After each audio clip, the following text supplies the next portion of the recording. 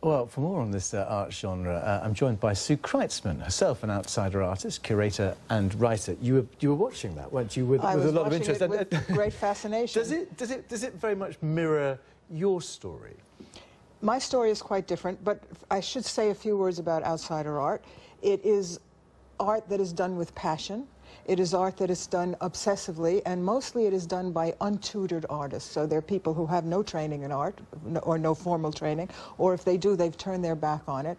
I had an epiphany about 13 years ago. I was a very well-known food writer, wrote 1 million cookbooks, cooked on television, and suddenly it happened in a moment. I have no idea. I blame it on the menopause. Who knows what happened? But I started drawing, never done a thing like that in my life.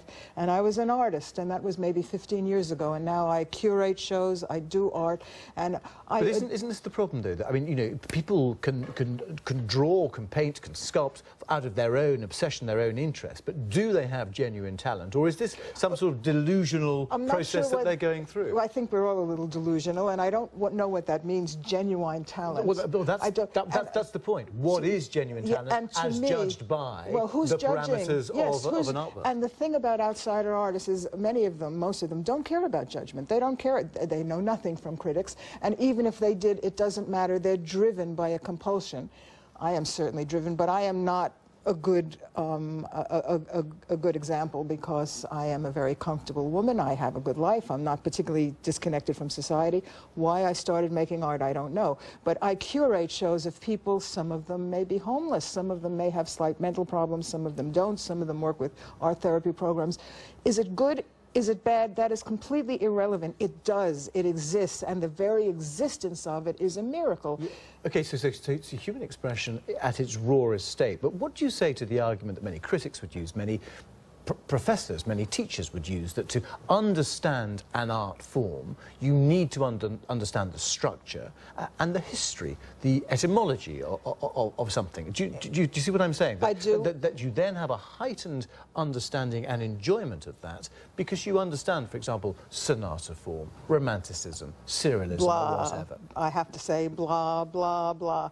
In the world of outsider art, there are no rules, and the artists themselves, they have their own rules, they have their own obsessions, they have their own rituals.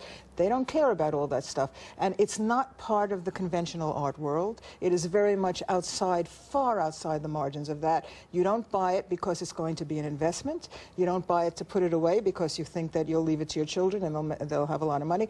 You buy it because you have a visceral reaction to it. The art comes out of the guts of the artist. I won't say the heart, I say the guts. But is that changing potentially? So if now the traditional art world is getting involved and is going to start bidding, these are the sort of things that perhaps people like Charles Saatchi might be buying up, who was responsible for discovering Damien Hirst and other, you know, young British God bless them if they want to do that far. I don't want the outsider artists to starve. I would like them to make some money from their talent.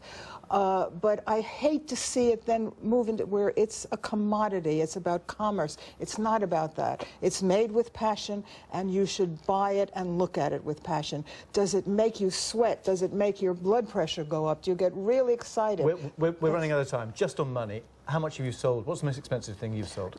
I'll tell you a secret. I hate to sell my work. All right, okay. Which makes you even more collectible. Yeah. So, thank you very much indeed. We're out of time. That is it from us on GMT.